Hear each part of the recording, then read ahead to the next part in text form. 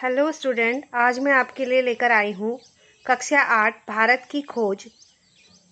जो हमारी पूरक पुस्तक है उसका जो चैप्टर है सिंधु घाटी की सभ्यता, उसके लघु उत्तरीय प्रश्न। ठीक है, तो बच्चों देखते हैं उसके प्रश्न किस प्रकार हम हल करते हैं। यहाँ पे वीडियो शुरू करने से पहले एक बात आप सबसे कहना चाहती हूँ। मेरे चैनल को लाइक करें, शेयर करें और सब्सक्राइब जरूर करें बच्चों, ताकि मेरी आने वाली वीडियो आप तक पहुँचे सबसे पहले। तो चलिए शुरू करते हैं। क्वेश्चन आंसर, सिंधु घाटी की सभ्यता। सिंधु घाटी की सभ्यता के विषय में क्या क्या ज्ञात हुआ है? इसका आंसर इस प्रकार है। सिंधु घाटी की सभ्यता के विषय में ज्ञात हुआ है कि सिंधु सभ्यता में व्यापारी वर्ग धनवान था। सिंधु सभ्यता अत्यंत विकसित सभ्यता थी। वह सभ्यता प्रधान रूप से धर्मनिरपेक्ष थी तथा सांस्कृतिक युगों की अग्रदूत थी। सिंधु सभ्यता की खुदाई का समय, सिंधु सभ्यता की खुदाई के, यहाँ पर आएगा के समय मिले मकानों आदि से ज्ञात होता है कि ये 2 या 3 मंजिला मकान है। सिंधु घाटी की सिंधु नामक नदी भी अपनी भयंकर बाढ़ों के लिए अत्यंत विख्यात है। यह एक नागर सभ्यता थी तथा अत्यंत विकसित थी। ठीक है, नेक्स्ट क्वेश्चन देखो। भारत में जिस सभ्यता का निर्माण हुआ उसका आधार क्या था तथा अशोक द्वारा निर्मित इमारतों की विशेषता क्या थी? इसका आंसर देखो इस प्रकार है। भारत में जिस सभ्यता का निर्माण किया गया उसका मूल आधार स्थिरता तथा सुरक्षा की भावना थी। अशोक ने अपने समय में इमारतों का निर्माण करवाने हेतु इमारतों में भारतीय कला परंपरा होते हुए भी विदेशी वास्तुकला की झलक दिखती थी।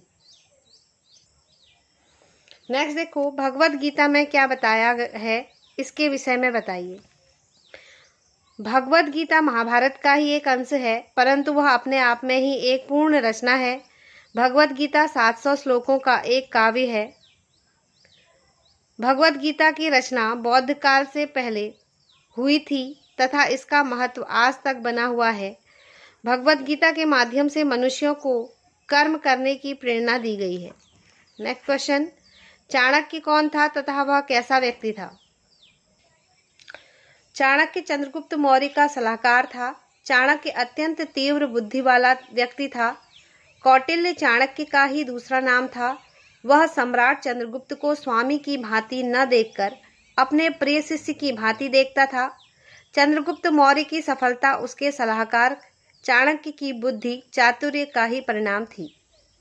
नेक्स्ट क्वेश्चन देखिए, भारत में लिखने के विषय में क्या क्या ज्ञात होता है? भारत में लिखने की कला अत्यंत प्राचीन है। पाषाण युग के पुरानी मिट्टी के बर्तनों पर ब्राह्मी लिपि के अक्षर मिले हैं। माना जाता है कि इसी लिपि में भारत की देवनागरी लिपि तथा अन्य लिपियों का विकास हुआ है। अशोक के कुछ लेख ब्राह्मी लिपि तथा उत्तर पश्चिम के कुछ लेख खरोष्ठी लिपि में भी हैं। बुद्ध की शिक्षाएं क्या थी?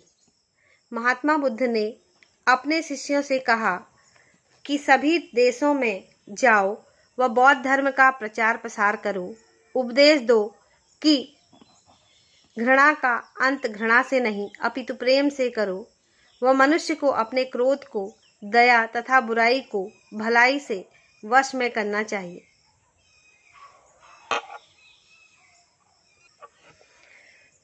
नेक्स्ट क्वेश्चन देखो, महाभारत से हमें कैसी नैतिक शिक्षा मिलती है?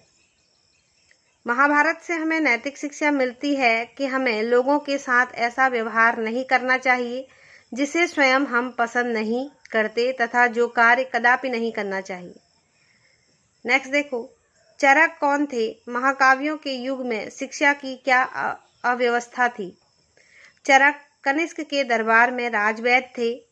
उन्होंने बीमारियों, उनकी पहचान तथा इलाज का